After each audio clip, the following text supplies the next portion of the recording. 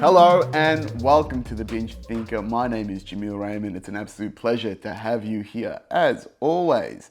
Today's episode is something a little bit different. I'm doing a book review. I'm doing the book review of the Almanack of Naval Ravikant. And the reason why I am doing this review is because it has changed the way I think about my own journey in the creator economy, about business, about wealth. It has transformed the way that I think about the future and where I'm taking myself. So I wanted to share this with you, bingers. Maybe you can take a little bit away from this yourself. I wanted to just ponder through some of the thoughts and some of the decisions that I've made recently and how this book has affected them. So without further ado, let's get into it. Let me introduce you to Naval Ravikant. Now, Naval, as he's often known, which is his first name, which makes perfect fucking sense, anyway, is a Indian-born American investor entrepreneur. He's invested in over 10 unicorns, which in startup terms and business terms is businesses that are privately valued at over $1 billion. He's known for investing in early stage massive organizations such as Uber, Twitter, and more recently Notion. I know there's probably a few Notion heads here, including myself. I'm a recent convert to Notion. If you don't know what it is, look it up. It's a great way to organize your brain and your life. To shout out to Notion, free plug, but hey, throw me a few shekels if you please. And where Naval sits in the world of, big tech and entrepreneurship is a real focus not just on the business side of things, but the acquisition of happiness and the process of acquiring happiness in our lives authentically, which is, almost counterproductive to what you think happiness is in the Silicon Valley world, in the world of big tech, where it can be all about money and wealth and status and, all of the trappings of modern society. So much like myself, there is this interesting alignment between this balance of technology, optimization, and then also this sort of, this heuristic towards spirituality and defining happiness outside of materialistic goods and defining success in other elements of your life besides making money and being a product of the big machine. So without further ado, I wanted to run through this book, a couple of my favorite parts of this book, why they align to me, and where I think you might find some wealth and value in these in your own lives. So, without further ado, let's get started. So the book itself is not actually written by Naval. It's a culmination of tweets, of lectures, of notes that he's dissipated his wisdom across the various platforms over the years. And someone, a good man called Eric Jorgensen, has very kindly accumulated them into a free PDF, or if you want the soft copy, which is what I wanted because I like to read or analog as opposed to digitally so I can get off my screen a little bit more, put them all into one place. And that's what this book is here. So there's not necessarily a narrative, it's an accumulation, but it's been put into two parts, right? It says here, it's a guide to wealth and happiness. I'm going to focus more on the wealth part because the happiness part is really nothing necessarily new that we probably talked about on this podcast. Things like meditation, ancient philosophies, first principle thinking, mindfulness. Did I say mindfulness? Mindfulness. You can never say mindfulness enough, really, because it's in your mind all the time. So I'm going to focus on the key points around wealth and business because I think they are important precursors to where I am in my journey in this creator industry, in the creator economy. And he also gives some very telltale signs as someone that is very, very good at being a predictor of success with including technology, society's needs, all into a nice product that makes clearly a lot of money and delivers a lot of value, more importantly. It's not about the money itself, it's the value that it delivers to the market, to the economy, which is exchanged for money, which generates wealth. And that's also been a broader learning for myself as I've had to realign my relationship to money and my habits on building wealth as I've acquired it. Not that I'm saying I'm wealthy by any regards, but just more about having money, knowing I'm bad at it, and having to re-educate myself on how money is really made. Because money, like sex, like politics, like religions, is part of the great taboos. And something that I learned from another course, which is actually about financial planning and about education, about wealth and financial freedom, is, what was I talking about? Shit, where was I going with that?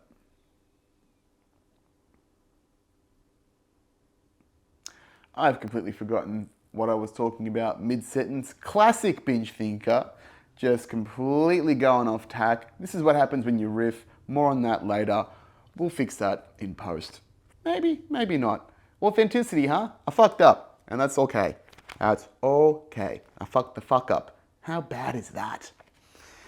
Anyway, so the first part of the book that really resonated with me was this point here, is to play long-term games with long-term people. All the returns in life, whether in wealth, relationships, or knowledge, come from compound interest. But more specifically, long-term games with long-term people is what really resonated with me. And the reason why it did is part of the reason why I gave up the comedy business, is that I did not feel like I had enough people that I could play long-term games with. And to pull that apart, maybe to take it a step back, is to understand that any major project, any organization, any company, any project, any mission takes a long time. And to not have a solid base of people that you can rely on, a team, a confidant, just people that you can rely on to have your back over a long period of time, over all the bumpiness and the turbulence, and of just building something, right? Building an empire is something that I like to say, developing a vision, being able to have trust in the people to have your back when the times are tough. That's what we talk about with the long-term people part. And when you talk about the long-term games, it's just about the patience. And Rome wasn't built in a day. Everyone loves to say that sort of thing, and it's very, very true. In the comedy business, comedy is a long-term game. We've always said that it's a 10-year apprenticeship. So building something with long-term people in the comedy business is a challenge, because there are not many people that are necessarily determined to be in this for the long term, me included. My passion for my individual comedy comes and goes. I would say that I haven't really focused on my own comedy since the pandemic started and I started going on this transformation journey. So, and then also dealing with a lot of people in my part of the comedy industry who are relatively new. A lot of these people did not have the necessary skills or did not necessarily trust them to enable the vision of what Aussie Comedy Network was going to be long term. And don't get me wrong, I had some great people on my side, you know. It wasn't all messy and so negative and so contrived, but I certainly felt like putting my efforts into others and trying to seek out these long-term people was going to be a challenge, and it was, to the point where I was like, you know what? This is probably a good reason why I need to roll this back. So, particularly in a period of time where, I was trying to think of all these new ideas and people to work with them on, you start to remember my own little heuristic. I don't know if I'm using that term, but I read it in the book and now I'm saying it like I know what the fuck it is. And maybe I'm right, but I know that it's just stuck in my head in a loop from reading the book again. Heuristic is that I just didn't have the people around. And, sorry. The heuristic was I am a highly functional person in a highly dysfunctional industry. And that rang true over and over again when I look back at the people that I was dealing with in various degrees of their lives. And I'm not saying that I'm perfect either, but I definitely have this degree of mental stability and fortitude that I've been developing over the last few years that puts me in this position of psychological power and gives me the ability and the confidence to execute on these visions with a bit more security and a bit more self-confidence than others might have because of their own personal insecurities, because they haven't done the inner work that I have, which makes them challenge their own belief system, right? And that's not a brag, it's just the reality of where I'm at, is that I've transformed from a person that had a lot of negative self-talk and did a lot of work to back myself first and foremost. And a lot of people do not have a friend of their own mind. And that's just a sad reality. And I'm sure that there are people listening and watching this that probably agree with that sentiment in their own minds as well. I mean, one of the biggest changing points and transformational points really was my self-talk. But again, we're divulging in and diverting in classic binge thinker style. But yeah, again, with going back to the long-term games part, the new long-term game here is the creator economy. And the creator economy is built on individuality, authenticity. And as people go through this process of authenticity, maybe they're not, maybe they are, maybe they're not. And that's the problem, is that a lot of the suffering that we have around us is based on a lack of self-awareness of our own loops and traumas. And I think I've taken the process of individuation further than almost everyone I know. So how will this authenticity show up down the line if I'm invested in it more than others? So that was really this line, play long-term games with long-term people, really was one of the changing points and perspectives in my eyes and in my mind about shifting from creating a company for others to more of an individualistic pursuit, which we'll talk about more later in the pod. Point number 2, very simple, productize yourself. Productize yourself just means that you turn yourself into the product, the commodity. Instead of creating an external form of what your idea is, if you can basically bet on yourself and who you are and what you do authentically and quite originally, like our individual fingerprint. I don't know, I was thinking footprint, but I'm sure that footprints also have individuality aligned with them. Yeah, sure, why not? I haven't really thought about that in a while. I don't really think about feet. But the idea is to bet on yourself. Turn yourself into a product, turn yourself into the brand. Again, very similar lines to what we think about with authenticity, right? If you can turn your unique skills, your experience into something that is uniquely yours and is offered to the market, you're going to find enough people amongst the 7 to 8 billion people we have on this planet to align with what you're doing. That's the beauty of art, of all art really, is the expression of authenticity and what makes you uniquely you. So I've thought about that a lot as time has gone on, about what makes me me, because I think about who I am a lot. Hence what this podcast is about. It's about self-awareness, understanding who I am, and trying to express myself authentically on a platform for you, dear binger. So again, that was part of the shift, that productize yourself. What can I use that is authentically mine? And the reason why that is compelling to me is the idea that I've had in my mind for a while is, and again was aligned to this book, and again just reinforced this idea, is that if I just do things that I love doing, they won't feel like work. And that's what people say, find what you love and never work a day in your life. And that's what I've been doing, is searching for that. Is thinking about the things that I would do for nothing. And comedy was certainly a part of that.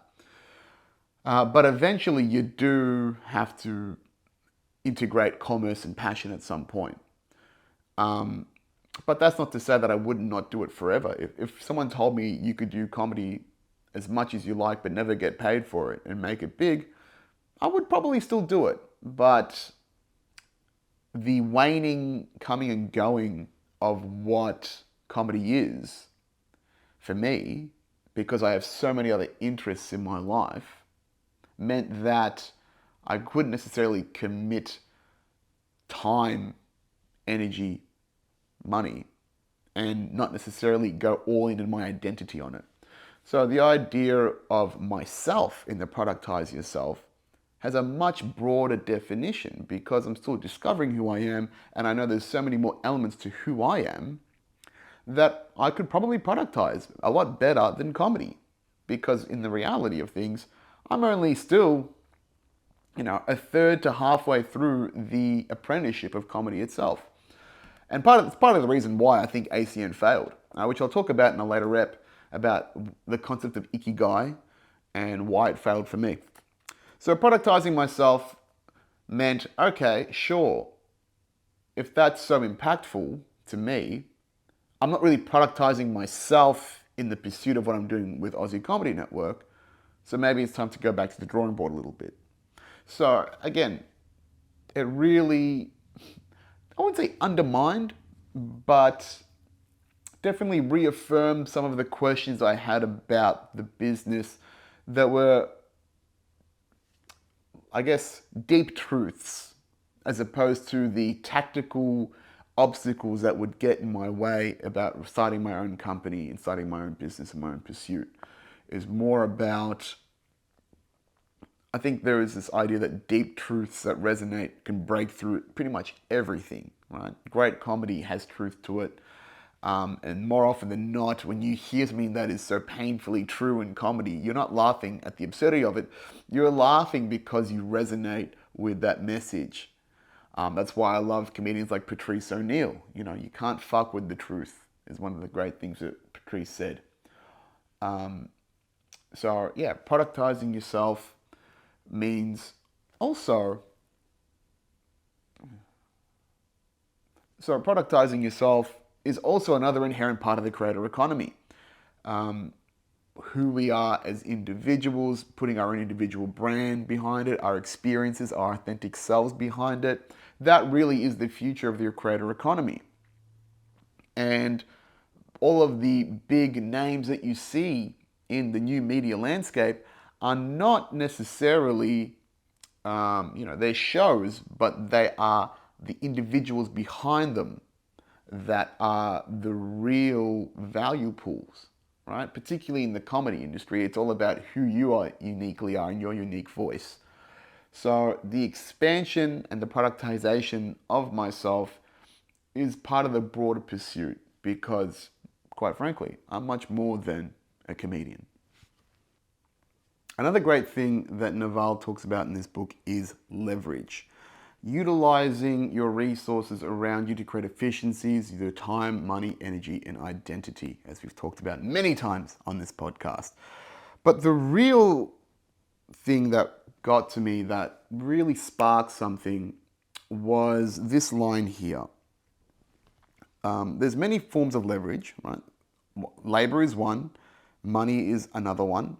But now technology is creating a significant amount of leverage to create wealth in the modern economy. Why? Because, and I'll say it here, the final form of leverage is brand new, the most democratic form. It is products with no marginal cost of replication. These include books, media, movies, and code. Code is probably the most powerful form of permissionless leverage. All you need is a computer. You do not need anyone's permission. And this is really powerful. This product has no marginal cost of replication. And the reason why for that is that digital products have little to no marginal cost of replication. Media, well, look at YouTube, look at podcasts. You create this once and you can replicate that and create reach amongst millions of people at once you're good enough at this, right? Something that you create once and repeat often. The entire digital economy, all of the major winners in COVID and in technology is not about the hardware anymore. It's about the software. It's about applications. It's about things like video games. Even social media are all replicable forms of media with no or low marginal cost of replication. Why is Microsoft such an amazing company? Because they create software. They can replicate their product, copy and paste it, sell it to people, and you're basically selling something that has, it's intangible, but also tangible at the same time. But if you're charging someone, let's just look at a license, a software license, $100 a year. What do I pay? Let's just call it $100 a year for their email solution. That's just all code that they've built really well, productized, copy and paste. So the margins on that would be $99. Probably not that much, but pretty fucking high. Because all they have to do is have the compute power to maintain that software. And they already do that extremely well. And that's why you see things like, people putting their specials out on YouTube, or people creating courses, which is what I'm going to look at next as a venture, is that you can create these things, sell them once, repeat them often, and that high margin, which is uniquely yours, goes directly into your pocket. Again, things we've talked about here on the creator economy. So he understands this quite uniquely, and he's probably understood this for some period of time, because if you look at the things that he's invested in, again, Twitter, Uber, Notion, OpenStack, these are all technology solutions that are based around software and that are based around scale. Things that you are able to replicate over and over again with low forms of replication, just like he said, to deliver value. And that's one of the things that people who don't understand technology, don't really understand, is that so much can be generated now in the digital world with essentially just your mind, a computer, and some electricity. And now we're getting to a point where electricity is going to reach a zero cost amount thanks to renewables. And compute power, once we hit quantum computing in the next 15, 20 years, means that possibilities in the technological world are endless. And we are rapidly accelerating towards the singularity. I mean, you've probably seen some hype recently in the last week or two around ChatGPT, which is an AI technology. And then you've probably played around with Lensa in the probably last week as well.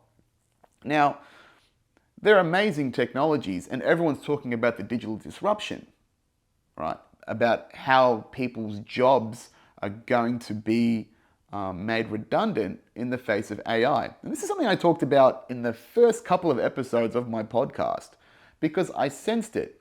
And people didn't really understand how it was going to happen, or the general population didn't.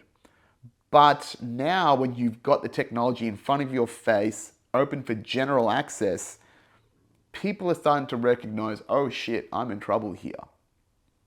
So then it goes back to this point. If the conventional ways of doing business, if you are in a industry or in a role that can be easily overtaken by AI, or at least not easily, but has a potential to, which is basically anything that's process driven. And I think there's another line that Naval says in this as well, something about if they can teach you to do something, they can teach a machine to do it soon as well. So that's the idea. Computers are much better at what makes us intelligent, which is our ability to compute, our ability to make decisions, to rationalize. So once we've reached this tipping point where it feels like we have now, because we have all of the information in the planet available to us, and now we have a program that can rationalize it and simplify it down into something that is digestible and delivers value to us, that makes a lot of knowledge-based skills and jobs close to useless now.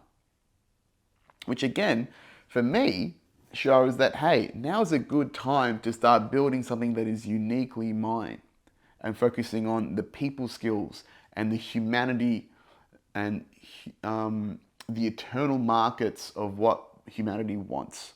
And that's what I'm focusing on next. So looking at leverage, replicating yourself through media, through code. I'm never going to be a coder. I hate looking at coding, I hate looking at accounting. I'm better off in front of the camera, talking some shit, talking to you bingers. That's what I'm good at, just fucking talking all day long. So that's my approach now, is to see where I can take this. I've said it before and I'll say it again. If I can get paid to talk shit, I'm in a good position. And that's what we're aiming for next. The next line, the next bit of wisdom from Naval is earn with your mind, not with your time. And again, let's take this back to the hierarchy of commitment: money, time, energy, identity. Time always is on top of money. That's what we talk about with passive incomes, right? You always want to be spending money to save time. So if you are caught in the rat race of exchanging your time for money, you will never generate massive amounts of wealth, because you are defined by the money and the hourly rate that you agree to be put on for the time that you spent there, right? But if you are going to define yourself as someone that is worth $500 an hour because of all these things you're capable of, then you're going to be spending less hours at that $500 an hour rate, as opposed to the, $35, $40 an hour, $20 an hour rate that you're currently on doing the job that you're employed at. And that's what happens when you climb up the corporate ladder, is that you might be exchanging, 8 hours a day of your life for money, but reality is you're being remunerated for what your mind is capable of in that time. So when we go back to something like passive income, generating something that is easily replicable by media or code, that has been generated with your mind and that could be sold in a way that doesn't take up your time, i.e. digital marketing, ads, platforms, sales funnels, that's a great way to create wealth on the side, and that's a great way to generate a side hustle. So earning with your mind, not with your time, a key factor for any entrepreneur, something that I learned very early in the entrepreneurial journey, was that exact thing. You don't want to be giving your time away on an hourly rate. You want to be investing your time into something that has compounding returns and leverage and that can operate outside of you. Even great managers should be managing themselves out of the business. Great leaders should be forming organizations that can operate independently of the leader, and the guidance should only be the intention of the outcome. Now, that is easier said than done, and that's why there's not many great leaders. But that's the ideal that you should be aiming for as a leader, as a thought leader, as anyone that takes a position of power and is leading a group to some, noble cause, hopefully. So earning with your mind, not with your time. Focus on the skills and capabilities that you can compound into something that is self-sufficient or exists in an ecosystem that operates outside of your direct and active input.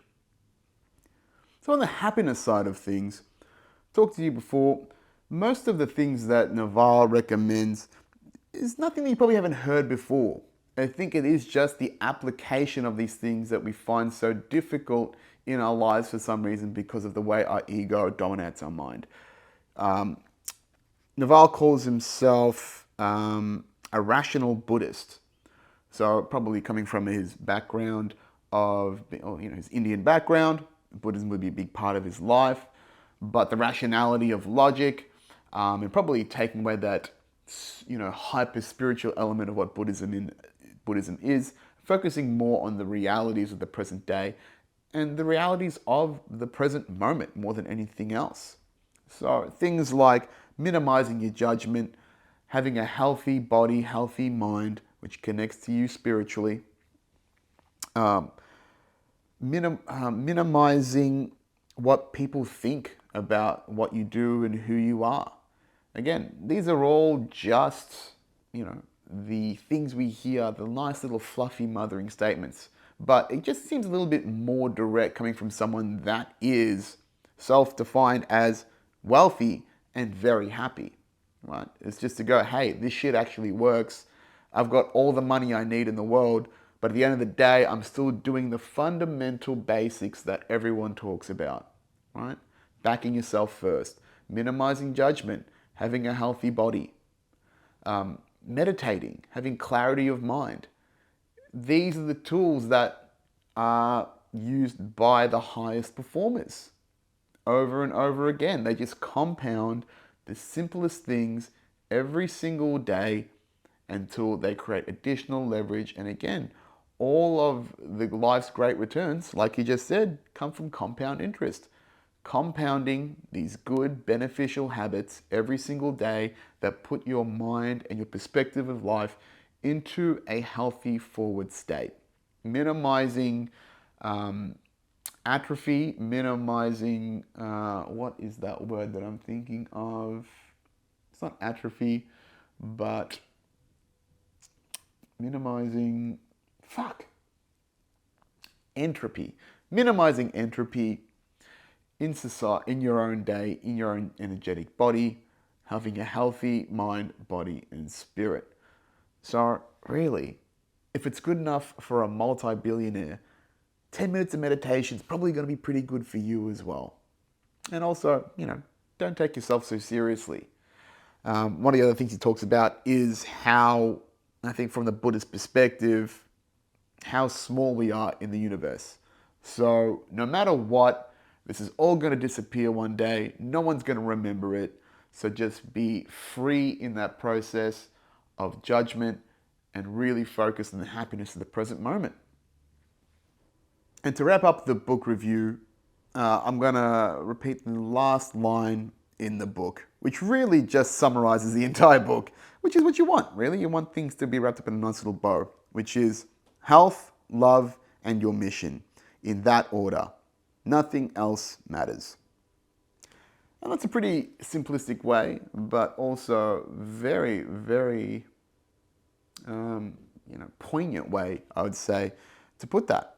Health, I agree with, comes first, because no matter what, you can't love other people, you cannot focus on your mission if you don't have the health of your mind, of your body, to give you that perspective to drive you to really create as much longevity in this unique experience of life, and making sure that you have the happiness that you desire from it.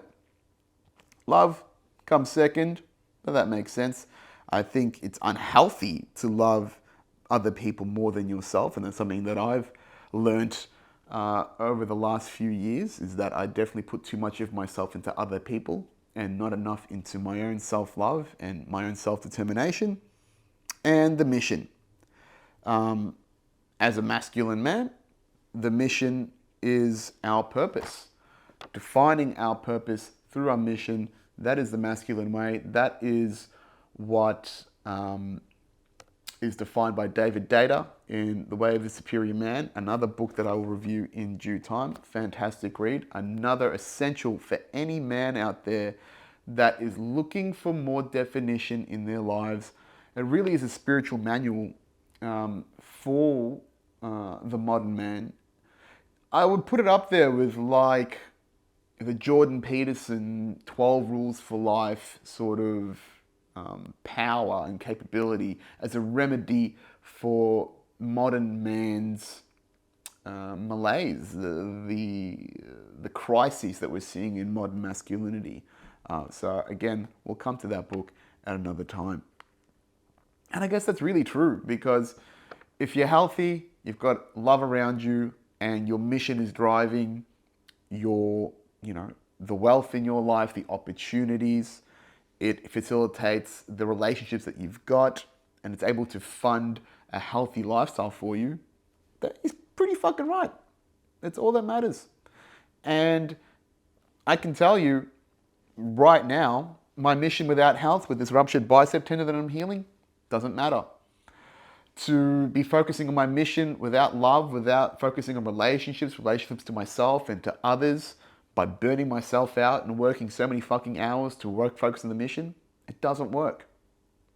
So, Naval is a great teacher, whether he chooses to be one or not. His applied wisdom and practical wisdom speaks literal wealth for him and for the people impacted by him. And yeah, this book really transformed the way that I think about modern society, the way that I think about the world and how I find my place in it, and how to craft my own unique space in this crazy idea of life. So this book, this book, The Almanack of Naval Ravikant, I really, really recommend it. If you've got an idea that you want to play around with that's uniquely yours, if you're looking for that level of guidance and how to survive in the craziness of technology, mixed in with these deep questions about your spiritual self and finding purpose, yeah, a fantastic read.